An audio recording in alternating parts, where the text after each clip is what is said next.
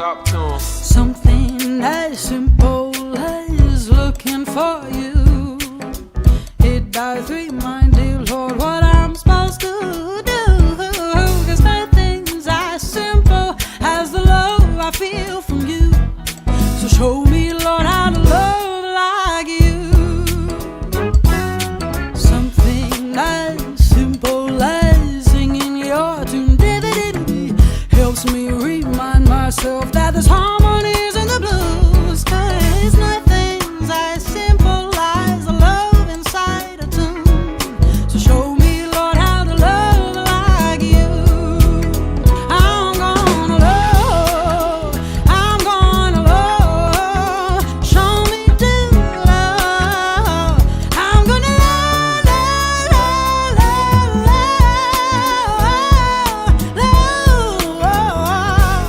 show me, Lord, how to love like you. Qué tiempos tan complejos los que estamos viviendo. Y la verdad es que la palabra nos enseña que los tiempos cada día van a ser no más fáciles, sino más difíciles. Por eso la importancia de nosotros, de esa fe que hemos emprendido a conocer a Dios a través de Jesucristo, nos hace vivir confiados.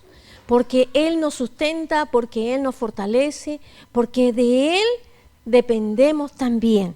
Su palabra dice: confiad en Jehová perpetuamente, porque en Jehová el Señor está la fortaleza de los siglos. Allí está la fortaleza. Es allí donde está nuestra fortaleza, y es la que hoy también como iglesia nos unimos para interceder no solo por nuestras peticiones, sino por aquellas circunstancias que están ocurriendo a nivel mundial, porque rebote carambola también nos afectan a nosotros. Y necesitamos confiar, descansar y también pedirle al Señor que intervenga en todas estas cosas. Así que los aliento a que nos pongamos en pie para interceder, para reconocer a Dios por sobre todo y darle gracias, porque se ha atravesado en nuestro camino para que también nuestras vidas estén seguras. Bendito Padre, qué privilegio más hermoso y más maravilloso el que tú nos has ido dando entendimiento a través de la palabra, que te acercaste a nuestras vidas por medio de Jesucristo. Y a través de Él hoy tenemos esa seguridad, esa confianza de que no estamos solos, de que contigo, Señor, todas las cosas son posibles. Oh, gracias, porque nos unimos como iglesia para seguir intercediendo por todas aquellas circunstancias a nivel mundial que están viviendo, Señor, algunos países, algunas naciones en conflicto, en guerra, y de alguna manera también, Señor, nos han afectado a nosotros. Te pedimos por aquellos que en este momento sufren, Señor, por esas viudas, por esos niños, por esa falta también de alimento, de agua, Señor, que están viviendo por estas experiencias, Señor. Oh, que seas tu poder a través también del Espíritu Santo tomando el control de esos gobernadores, para que desistan de su orgullo, de su vanidad, Señor, y puedan tomar decisiones que bendigan también a la unidad, a la paz, a la reconciliación, y podamos ver también cómo tú eres fiel en todo esto. Gracias, gracias porque tú nos das esa confianza, que nuestras oraciones no están, Señor, en vano, sino que llegan ante tu presencia y nos unimos ante todos, Señor, para interceder y clamar, porque tú eres un Dios que escucha, y no solo que escucha, sino que también interviene. Oh, derriba todo aquello, Señor, todo egoísmo, toda vanidad, toda oposición, Señor, que pueda impedir decisiones, Señor, en bendición para las naciones y también para nuestro país. Gracias por esta nación donde hemos nacido. Gracias, Señor, porque también podemos interceder por nuestros gobernantes, pidiéndole que también tu sabiduría los dirija para que sean, Señor, tomando dirección oportuna con todo lo que necesitamos de norte a sur. Dependemos de ti, Señor, confiamos en ti. Sabemos que tú eres el que también abre puertas en nuestras áreas laborales, y te pedimos que respaldes nuestra área laboral y nos ayudes también a ser sabios para que aquello que tú nos bendices, Señor, sea, Señor, oportuno en el momento necesario. Gracias por tu respaldo, por tu cuidado, Señor, en el nombre de Jesús. Amén y amén. Bendiciones. saludar a quienes hoy nos saludan y nos acompañan en redes, invitarlos a la palabra del Señor en el Evangelio según San Marcos, capítulo 6, capítulo 45. Enseguida hizo a sus discípulos entrar en la barca e ir delante de él al otro lado, a Betsaida, en la otra ribera, entre tanto que él seguía trabajando y despidiendo a la gente hasta última hora. Y después que terminó su trabajo final de despedirlos, se fue al monte a orar. Y al venir la noche, la barca estaba en medio del mar y él solo en tierra. Y viéndolos remar con gran fatiga, porque el viento era contrario, cerca de la cuarta vigilia de la noche, entre las 3 de la mañana y las 6 de la mañana, vino a ellos andando sobre el mar y quería adelantárseles.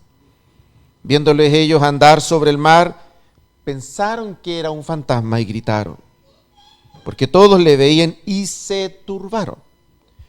Pero enseguida habló con ellos y les dijo: tengan ánimo, yo soy el Dios que se le reveló a Moisés.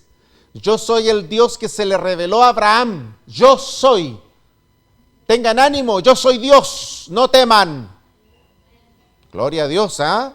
Esa fue la respuesta, nos cuesta entenderla porque dice yo soy, no la logramos dimensionar, pero Jesús hizo eso, usó la misma palabra cuando Moisés le pregunta ¿y quién eres? Cuando está frente a la zarza y la zarza le dice yo soy. Y de ahí viene el tetraedro, Yahvé, Jehová. Jehová no es un nombre, Jehová significa yo soy. Cuando la gente habla, no, yo soy testigo de... No, Jehová no es nombre, Jehová es un atributo. Habla de la eternidad sempiterna de Dios, de su dominio sempiterno, de todopoderoso. Yo soy. Tremendo, ¿no? Yo soy Dios. Qué tremendo. Dice, tengan ánimo, no teman. Luego sube a la barca y se calmó el viento. Y ellos se asombraron en gran manera y se maravillaban. Pero aún no habían entendido lo de los panes, por cuanto estaban endurecidos sus corazones. Chanfle. Es difícil poder hablar de un tema que emocionalmente, económicamente, domésticamente, nos afecta a todos en distintas dimensiones, que es real. Durante este mes, nuestro país, y por lo tanto nosotros, nos hicimos cargo de las consecuencias de las decisiones de los exabruptos de verdaderos maniáticos, dementes, que jamás piensan en las personas, sino solo en sus intereses egoístas. Por eso nosotros anhelamos el reino de Él, por eso nosotros, la iglesia, espera que Él venga como rey. Nosotros sí tenemos una opinión frente a este problema mundial, y esta opinión está en la Biblia. La Biblia dice que Él va a reinar con vara de hierro, con verdad. Y entonces Dios va a juzgar a todos los gobernantes y habrá un periodo de tiempo en la tierra en que Dios va a juzgar el gobierno de los gentiles y va a revelar su reino eterno, perfecto, justo, y el mundo entonces va a ver que eso es posible, sin guerras, sin derramar sangre, sin egoísmo, porque alcanza para todos. Entonces, enfrentamos un momento adverso, profundo, que probablemente no logramos todavía dimensionar porque está en pleno proceso, la profundidad que pueda llegar a tener esta crisis y cómo puede afectar, ¿no es cierto? Cuando afecta las finanzas de una familia, es distinto el efecto cuando afecta las finanzas de una nación, de un país o del mundo. Y esto es un problema mundial, no nos está afectando solo a nosotros. Esto es mundial. Nos cuesta imaginar Nos cuesta imaginar que estas experiencias mundiales, como una, ¿no es cierto?, pandemia, como una crisis económica, como una crisis política, tenga efectos mundiales. Pero esto es parte de lo que tiene que ocurrir antes que el Señor venga. Antes que el Señor venga, vamos a enfrentar crisis globales, mundiales, que van a afectar al mundo entero. Lo que está ocurriendo no es ajeno a eso y no es ajeno a lo que le espera a nuestras próximas generaciones, porque esto, en la medida que avanza el tiempo, se va a agudizar. Dice la palabra del Señor que Jesús, en este pasaje hermoso, está conversando, está hablando del reino, les está enseñando a la gente a qué vino, y de pronto ha llegado la noche, ha llegado la tarde-noche. Sabemos nosotros, ya lo hemos hablado en otras ocasiones, que para la idea, la civilización, la cultura de esa época, ¿no es cierto?, el día para los judíos en esa época comenzaba a las 6 de la mañana y terminaba a las 6 de la tarde. Y ya estamos llegando cerca de las 6 de la tarde. Y a nosotros nos cuesta entender eso acá, porque nosotros a las 6, a excepción de en pleno invierno, pero el resto del año a las 6 tú tienes acá luz día. Fuimos a ver a nuestros hijos a Sydney y a las 5:30 ya había oscuridad y a las 6 estaba todo oscuro. Era una cosa que a nosotros nos afectó, a Cristi y a mí, eso nos afectó mucho. Y no lográbamos entender cómo la gente se acostumbraba a eso. Que llegaba a las 6 y era todo oscuro, todo. Y aunque la playa era espectacular, era increíble. Llegaba a las 5 de la tarde y todos como masas se iban de la playa. Hasta llegaba. Nosotros no entendíamos por qué. ¿Por qué? Porque a las 5:30 ya empezaba a oscurecer. Bueno, era algo parecido a lo que, ¿no es cierto?, funcionaba Israel, el país en esa época. Y entonces estamos hablando de que este episodio comienza a ocurrir a esa hora de entre 5 y 6 de la tarde, para que nos ubiquemos. Termina, y entonces Jesús le dice a los discípulos y le da una instrucción, y quiero detenerme acá hay que detenerse, porque los discípulos no se fueron por cuenta propia. Las crisis, los momentos adversos que tenemos, no provienen porque nosotros hemos hecho siempre mal las cosas. No tienen su origen en que a lo mejor fuimos impulsivos o no. No necesariamente tienen que ver con algo que yo hice mal. A veces sí. Pero muchas veces enfrentamos crisis que no las hemos provocado nosotros. Yo escucho mucho a la gente decirme, pastor, yo creo que la vida no ha sido justa conmigo. Entonces yo me río. Entonces yo le pregunto, ¿y tú conoces a alguien con quien la vida haya sido justa? ¿Quién te dijo que la vida era justa? Está todo caído. Así que la injusticia está en todos lados. No existe la justicia. Es un mito. No hay. Y de hecho cuando tú estudias en la ciencia jurídica te das cuenta que tampoco existe la justicia. Solo acercamientos a una idea de justicia. Pero no hay justicia. No existe. Está todo corrompido. Entonces Jesús le dice a los discípulos, yo voy a despedir a esta gente y por favor observen esto. Súbanse al bote. Entonces yo a veces soy bíblico, yo ahora entonces de pronto acompaño a mi hijo porque me gusta ser bíblico, me subo al bote. Váyanse para el otro lado, a la otra ribera. Y tú te preguntas esto de inmediato, ya, perfecto, Jesús se queda ahí, pero ¿cómo iba a llegar a la otra ribera? Si se fue a orar toda la noche. Es una gran pregunta que no está resuelta. Bueno, a medianoche, todo bien. Y observen ustedes esto. Esto ocurre cerca de las 6 de la tarde. Y el relato dice que se desata una tempestad cuando ellos están recién en medio. En medio. Pero, ¿cuál es el dato todavía más relevante? Se desata la tempestad, ellos están en medio y dice que el viento era contrario y Jesús está en el cerro orando. Yo me imagino la sensación de orfandad. Es que cuando te golpea una crisis, cuando te empieza a dar una crisis, cuando te empieza a afectar una crisis, cuando la crisis comienza a afectar tu calidad de vida, esa sensación de orfandad, esa sensación de abandono, probablemente es de las primeras experiencias que vamos a vivir.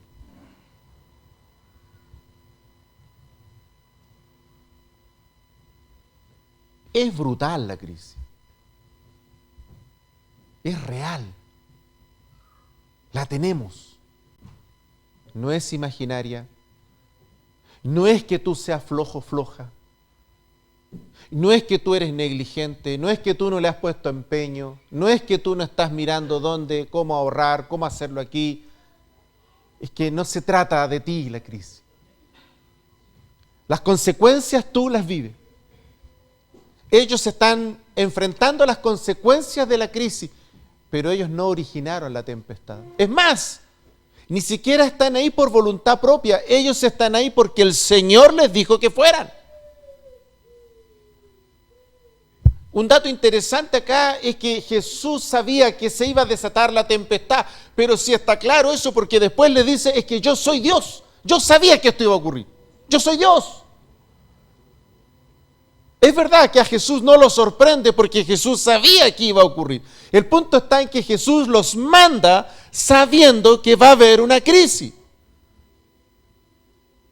Entonces, aquí está la gran paradoja humana, aquí está el gran problema humano profundo que todos nosotros tenemos que también enfrentar, con los que tenemos que lidiar en nuestras crisis. Tenemos la palabra, tenemos la revelación de Dios, tenemos la palabra delante de nosotros, pero atrás de nosotros tenemos la crisis, que es real, que te da, que te agota,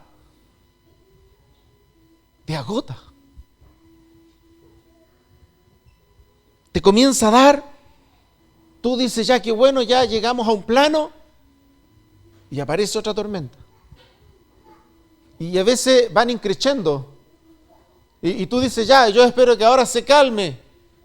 Y de nuevo viene otro ventarrón. Y Dios te dice, yo te quiero a ti en el mar. Yo te quiero ahí navegando para el otro lado. Tengo planes contigo al otro lado.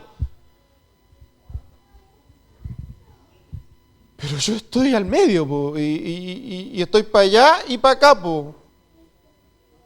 Y miren ustedes el relato maravilloso.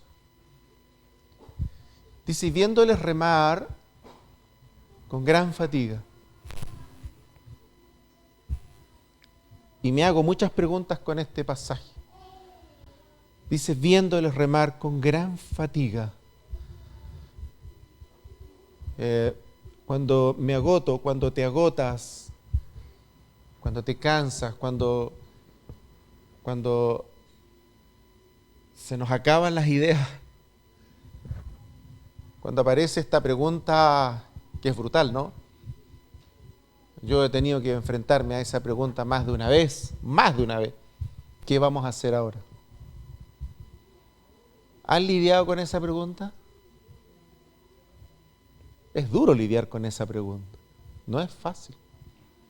¿Qué vamos a hacer ahora? ¿Y por qué llegas tú a esa pregunta, no?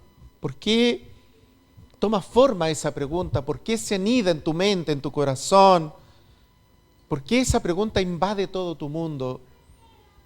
Porque lo más probable es que en ese momento ha ocurrido un hito, ha ocurrido un hecho, que lo que hizo fue que tú tomaras conciencia de tu realidad. Que estás en medio del mar, que estás arriba de una barca, que tus posibilidades son ultra limitadas, que estás haciendo la pega, que estás remando, que tú estás haciendo lo que a ti te corresponde hacer, que tú eres hijo, tú eres hija de Dios, que tú haces lo que hay que hacer. Tú no has abandonado el remo. Tú no te echaste a morir. Estás dando la pelea. Entonces se produce este conflicto interno tan profundo y que muchas veces parte debilitando la fuerza emocional, parte debilitando la fuerza física, pero que tiene el poder destructivo de debilitar nuestra fe. de debilitar nuestra confianza en Él. Y cuando esto ocurre, la palabra del Señor dice que al verlos remar con gran fatiga, y creo que es importante comprender esta palabra hermosa hoy día, Jesús está orando, Jesús está hablando con el Padre. Y alguien podría decir, mira, papá, tengo este problema, mis hijos están en un apuro, yo soy Dios, yo sé que algo va a pasar, déjame, termino acá y me voy. O el discurso podría ser a través de los discípulos. Nuestro Señor se fue al cerro a orar, no tiene idea de lo que está pasando acá y seguro está en algo más importante que nosotros. Y ahí entonces tú tienes las dos lecturas, desde la gloria o desde la adversidad. Y ese es el problema en la crisis, que aparece la palabra de Dios en tu corazón que te da esperanza y por otro lado está el viento que te vuelve a dar, que te hace retroceder y tú quieres avanzar en la vida, quieres avanzar en el reino, quieres avanzar con tus proyectos personales y tú quieres concluir etapas de la vida y tú quieres cosas buenas, tú no quieres cosas malas, no hay ambición en ti, hay deseo de avanzar, estás pensando en cómo le dejas cosas mejores al hijo, a la hija, está en tu corazón lo correcto, no estás en la crisis porque te lo comiste, porque te lo bebiste, no estás en la crisis porque te gastaste el recurso en ropa de marca, no estás en la crisis porque administraste mal, no estás en la crisis porque tú eres el culpable. Tú estás en la crisis porque hay una ruta que Jesús te dijo que hicieras, tú estás en esa ruta que Jesús dijo que hicieras, solo que ahora que en esa ruta que Jesús dijo que hiciera, el viento te está dando con todo, fuerte.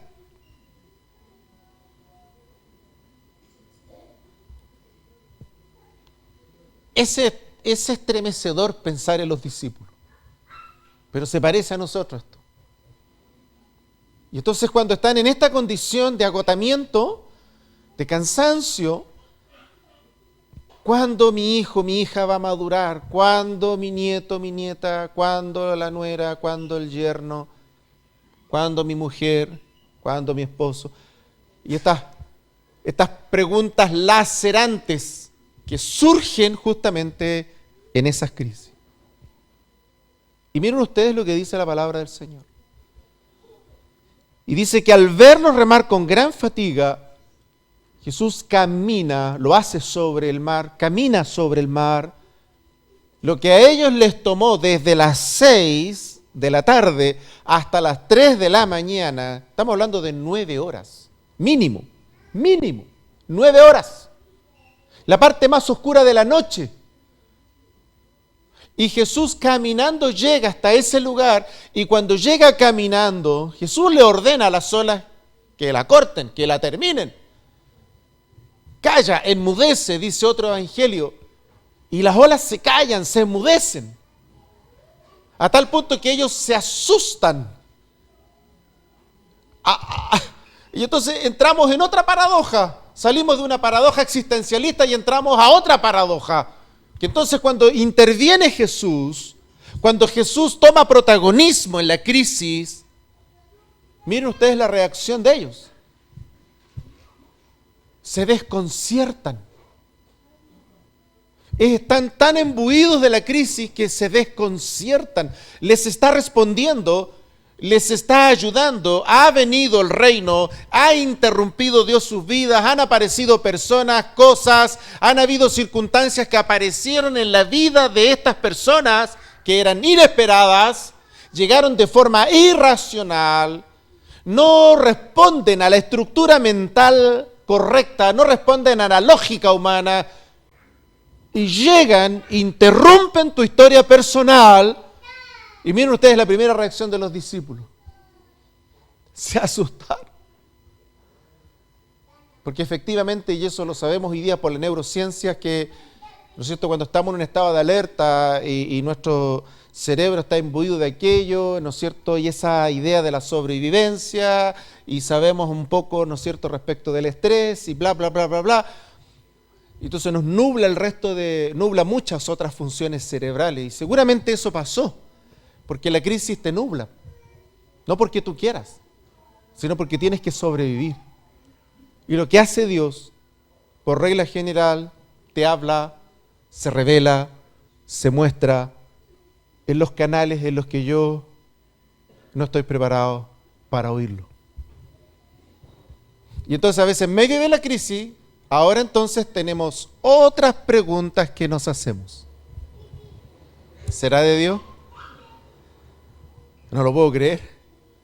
¿Pero cómo? ¿Pero de qué forma? No lo entiendo. Y pasamos de una paradoja a otra paradoja. Eso somos.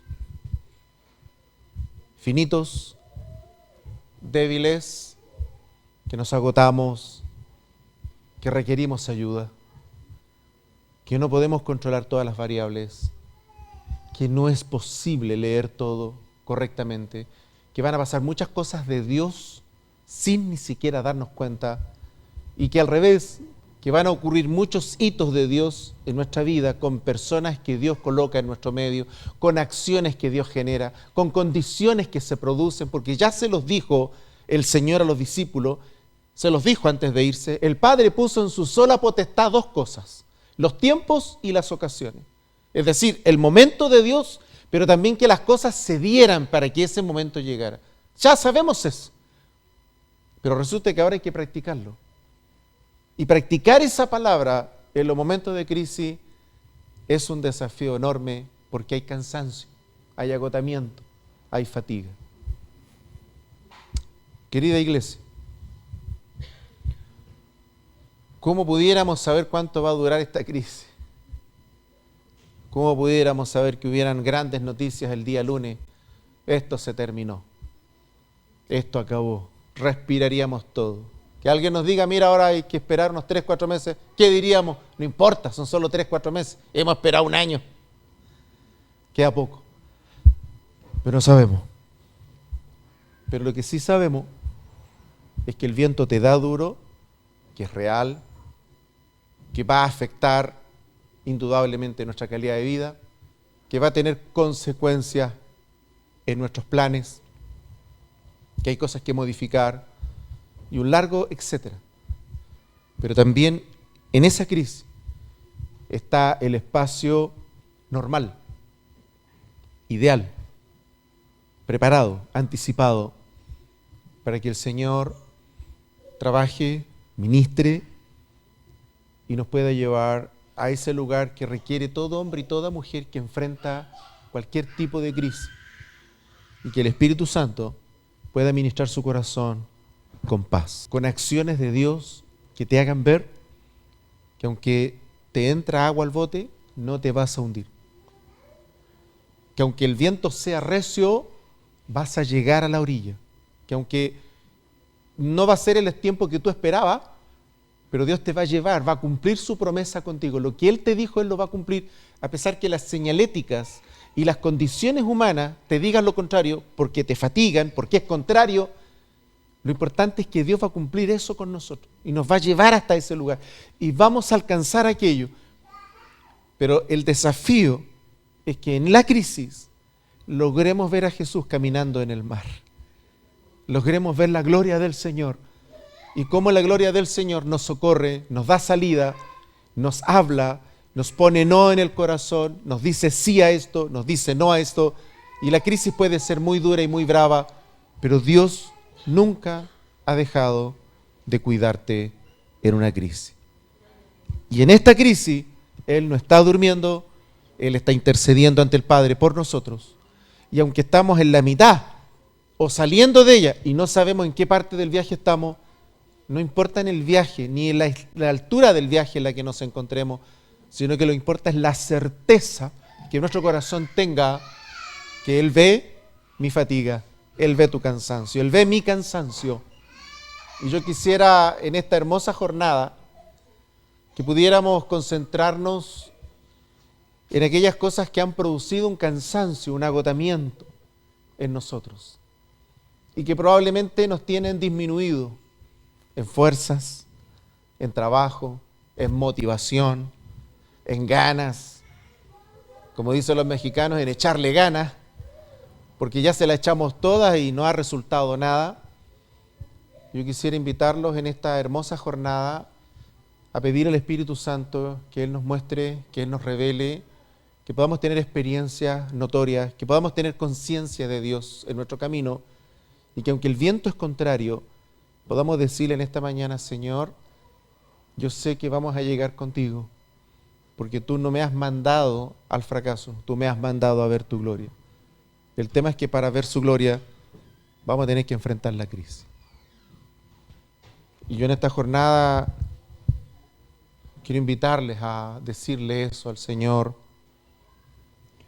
Hemos orado, hemos cantado, hemos adorado al Señor, y poder decirle en esta jornada al Señor: esta es mi crisis, este es mi cansancio, este es mi agotamiento. Mi cansancio tiene nombre y apellido, mi agotamiento tiene lugar de trabajo. Mi agotamiento es porque lidio con algo en la familia. Mi agotamiento es porque estoy lidiando con esto, en aquello, en acá, no tengo idea. Pero este es mi agotamiento, este es mi cansancio. Y yo te pido, Espíritu Santo, que tú lo veas, que tú estás allí, que tú permitiste que yo transite por esta etapa de mi vida, pero yo no estoy solo, no estoy sola. Y yo creo con todo mi corazón que tú me vas a llevar al otro lado de la orilla.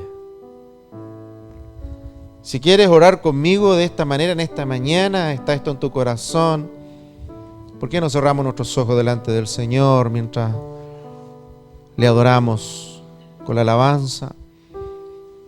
Y si quieres orar conmigo en esta mañana, si me quieres acompañar en esta oración,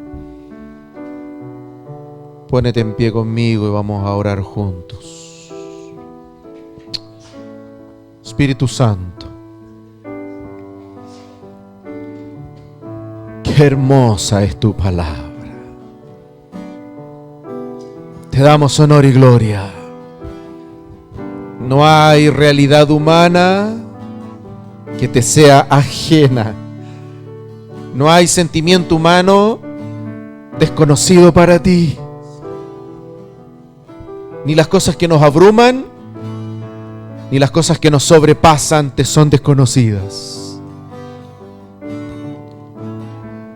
Qué hermoso es esta mañana ser honestos, honestas contigo, Señor. Qué hermoso es ser honestos, honestas contigo.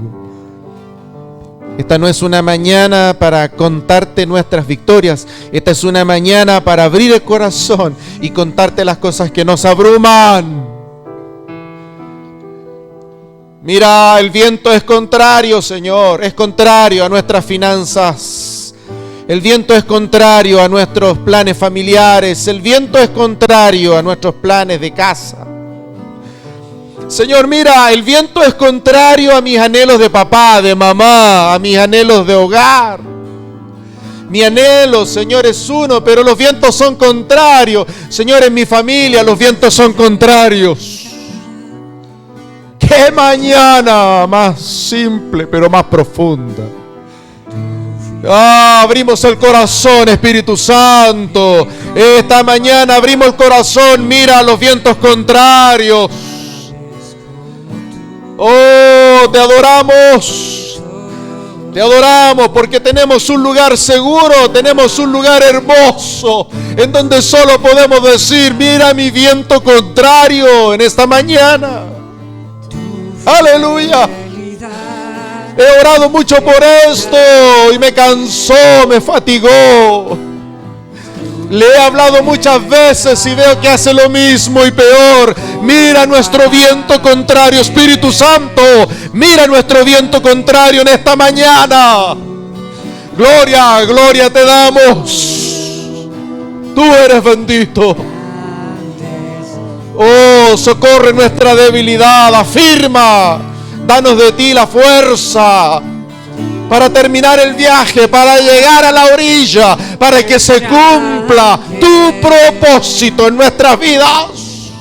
Y concédenos el valor, la sabiduría, la gracia para poder continuar esa travesía hasta donde tú nos quieres llevar. Señor, te adoramos en esta mañana porque no hay ninguno huérfano y no hay ninguno abandonado. Y aunque nuestros sentimientos son de abandono, solamente son nuestras emociones, pero tú estás intercediendo y ves el rostro de tu hijo y de tu hija y tú lo ves cansado, agotado. En esta mañana te adoramos, te bendecimos, porque eso es el corazón de Padre.